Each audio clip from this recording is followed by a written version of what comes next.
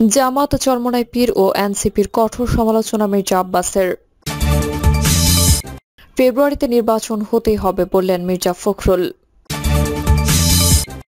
জুলাই গণহত্যার বিচার এই সরকারের আমলেই বললেন আসিফ নজরুল। এবং সর্বশেষ জানাবো, দু একটি ইসলামী দল ষড়যন্ত্র করছে, অভিযোগ রিজভির। এতক্ষণ শুনলেন সংবাদ শিরোনাম, এবারে বিস্তারিত। জামাত চরমোনাই পীর ও এনসিপির কঠোর সমালোচনা মির্জা আব্বাসের। জামাতে ইসলামী চরমোনাই পীর ও জাতীয় নাগরিক পার্টির কঠোর সমালোচনা করেছেন বিএনপি স্থায়ী কমিটির সদস্য মির্জা আব্বাস। মির্জা আব্বাস বলেন, পুরান ঢাকার মিটফোর্ডে ব্যবসায়ী সুহাগ হত্যাকাণ্ডে বিএনপির কোনো সম্পৃক্ততা নেই। এই ঘটনায় গ্রেফতার হওয়া মাহিনের সঙ্গে এনসিপি নেতাদের ছবি রয়েছে, বিএনপির সঙ্গে নয়।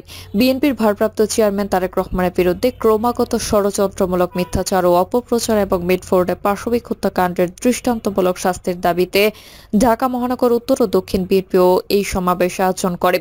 সমাবেশ শেষে দলটির নেতাকর্মীরা বিক্ষোভ মিছিল করেন, যা কাকরাইল মৎস্য ভবন হয়ে প্রেস ক্লাবে গিয়ে শেষ হয়। এনসিপি নেতাদের সমালোচনা।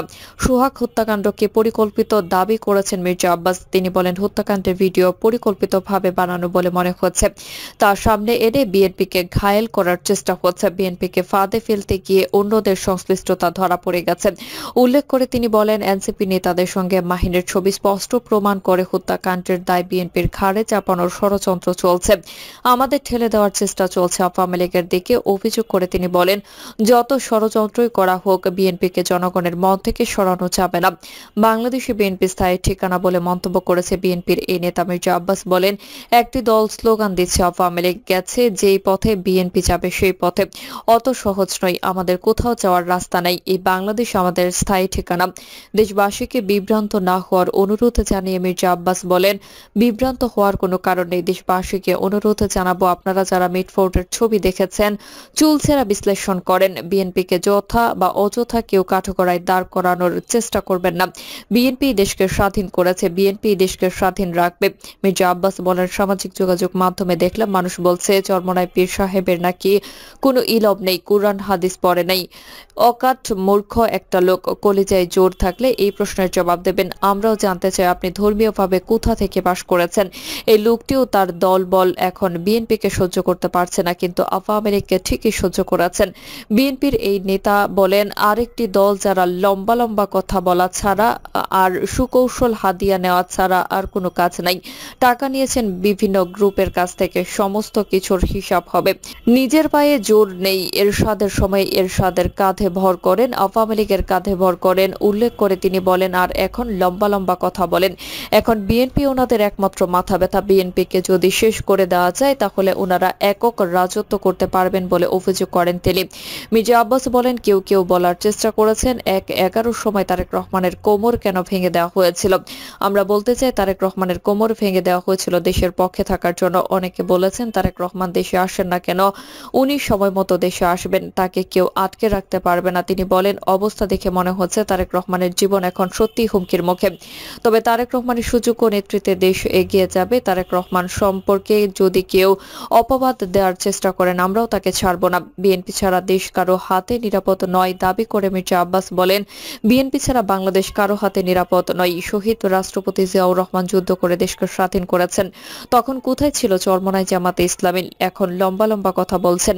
জিয়াউর রহমান দেশকে বহুদলীয় গণতন্ত্র দিয়েছেন, আর খালেদা জিয়া দিয়েছেন সংসদীয় গণতন্ত্র। নেতাকর্মীদের সতর্ক থাকার অনুরোধ জানিয়ে মির্জা আব্বাস বলেন, আপনাদের আশপাশে কোনো চোর ডাকাত থাকলে চিহ্নিত করুন।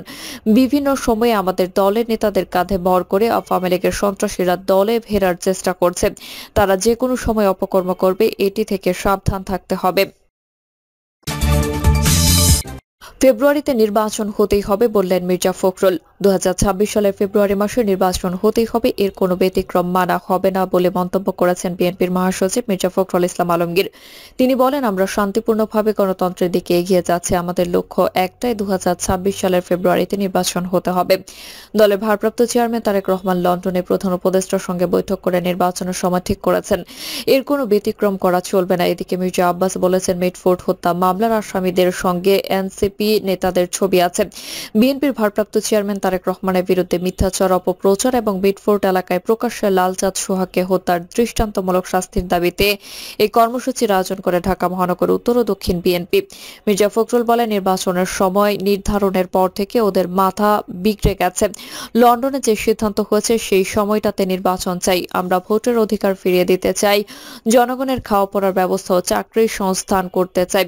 আমাদের নেতা তারেক রহমানের নেতৃত্বে নতুন এক বাংলাদেশ নির্মাণ করতে চায়। নিজ দলের নেতাকর্মীদের সতর্ক করে তিনি বলেন, তারা চেষ্টা করছে আমাদের উত্তেজিত করে তাদের পাতা ফাঁদে পা দেওয়ার জন্য। সাবধান, আমরা কারো পাতানো ফাঁদে পা দেব না। বিএনপির মহাসচিব বলেন, যারা আজকে তারেক রহমানের বিরুদ্ধে বলে তারা গণতন্ত্রের শত্রু, যারা দেশের বিরুদ্ধে বলে তারা গণতন্ত্রের শত্রু, তারা এই দেশের মানুষের বিরুদ্ধে কথা বলে। গণতন্ত্রের প্রশ্নে আমাদের কোনো আপোষ নেই। আমি ধিক্কার জানাচ্ছি ওইসব তথাকথিত রাজনৈতিক নেতাকে যারা তারেক রহমান সম্পর্কে অশ্লীল অশ্রাব্য কথা বলেছেন। মির্জা ফখরুল ইসলাম আলমগীর বলেন যে ইস্পাত কঠিন দৃঢ় ঐক্য নিয়ে 15 বছর আমরা লাঞ্ছিত, নির্যাতিত, নিপীড়িত হয়েছি। সেই ঐক্য নিয়ে আমরা সামনের দিকে এগিয়ে যাব। আমি সব দেশপ্রেমিক রাজনৈতিক দলকে আহ্বান জানাবো, আসুন গণতন্ত্রের স্বার্থে আমরা সবাই ঐক্যবদ্ধ হয়ে একযোগে সামনের দিকে এগিয়ে যাই। মিটফোর্ট এলাকায় প্রকাশ্যে লালচাঁদ সোহাগকে মাথা থেতলে হত্যার ঘটনায় নিন্দা জানিয়ে বিএনপির মহাসচিব বলেন, আমরা পরিষ্কার করে বলেছি এই খুনের ঘটনা পুঙ্খানুপুঙ্খ তদন্ত করতে হবে, যারা দায়ী তাদের খুঁজে বের করতে হবে এবং দৃষ্টান্তমূলক শাস্তির ব্যবস্থা করতে হবে। এটা যারা করেছে তারা বাংলাদেশকে ধ্বংস করার জন্য করেছে। মির্জা ফখরুল বলেন, ওদের পরিকল্পনাটা অত্যন্ত ভয়াবহ। বাংলাদেশে আবার একটা অস্থিতিশীল পরিস্থিতি সৃষ্টি করতে চায়, বিভাজনের সৃষ্টি করে বাংলাদেশকে আবার একটা জায়গায় নিতে চায় যেখানে গণতন্ত্র তিরোহিত হবে। তিনি আরো বলেন, আমরা জুলাই আগস্টে ছাত্র জনতা একসঙ্গে হয়ে ফ্যাসিস্টের বিতাড়িত করেছি, আবার ফ্যাসিস্টদের দেশে ফিরিয়ে আনার জন্য নয়। আমরা পরিষ্কার করে বলতে চাই, কোনোদিন যেন ফ্যাসিজম এদেশে চালু হতে না পারে তার ব্যবস্থা আমরা করব। বিএনপি স্থায়ী কমিটির সদস্য মির্জা আব্বাস বলেন, মিটফোর্ডের সামনের ঘটনার তীব্র নিন্দা জানাচ্ছেন। যে ছেলেটাকে হত্যা করা হয়েছে সেই ছেলেটা বিএনপি করত, তার পরিবার পরিজন বিএনপির সমর্থক। এই মর্মান্তিক ঘটনা সহ্য করার মতো নয়। এই ঘটনা থেকে ফায়দা লোটার চেষ্টা করছে কারা, এটা আপনাদের ভাবতে হবে। এই ঘটনাটি যখন ঘটে ক্যামেরাম্যান ছবি তুলেছে, কোনো নাড়াচড়া নেই, কোনো কাঁপুনি নেই। খেয়াল করে দেখবেন, ভিডিওটি দেখে মনে হয় একেবারে তৈরি করা। অর্থাৎ এই ঘটনাটি ঘটবে, ভিডিও করবে, দেশবাসীর সামনে তুলে ধরবে, জাতির সামনে বিএনপিকে মাথা নত করতে বাধ্য করবে, এমন চিন্তাধারাই করা হয়েছিল। অথচ এই ঘটনার সঙ্গে বিএনপির কোনো সম্পর্ক নেই। যে প্রসঙ্গে তিনি আরো বলেন, এই ঘটনা যে ধরা পড়েছে মাহিন নামে একটা ছেলে, এই ছেলের সঙ্গে এনসিপির নেতাদের ছবি আছে। আমি দেখাতে পারি, আমি চ্যালেঞ্জ করে বলতে পারি এই ছেলের সঙ্গে ওদের ছবি আছে। অথচ বিএনপির উপর দায় চাপিয়ে দেওয়ার চেষ্টা করেছেন, বিএনপিকে আওয়ামী লীগের দিকে ঠেলে দেওয়ার চেষ্টা করছে বলেও মন্তব্য করেন মির্জা আব্বাস। তিনি বলেন, আর একটি দল লম্বা লম্বা কথা বলে, সুকৌশল ও কারচুপি সুকৌশলে চাঁদা। তারা বলেন হাদিয়া, এই হাদিয়া নেওয়া ছাড়া আর কোনো কাজ নেই। গায়ের জোরে কথা বলেন, নিজের পায়ে জোর নেই। এরশাদের সময় এইচএম এরশাদের কাঁধে ভর করেন, আওয়ামী লীগের সময় আওয়ামী লীগের কাঁধে ভর করেন, বিএনপির সময় বিএনপির কাঁধে ভর করেন। বিএনপি এখন একমাত্র মাথা ব্যথা। বিএনপিকে যদি শেষ করে দেওয়া যায় তাহলে তারা রাজত্ব করতে পারবেন। প্রিয় দর্শক, এই ছিল এখনকার সর্বশেষ সংবাদ। আপডেট সব সংবাদ পেতে চ্যানেলটি সাবস্ক্রাইব করে বেল আইকনটি ক্লিক করে রাখুন।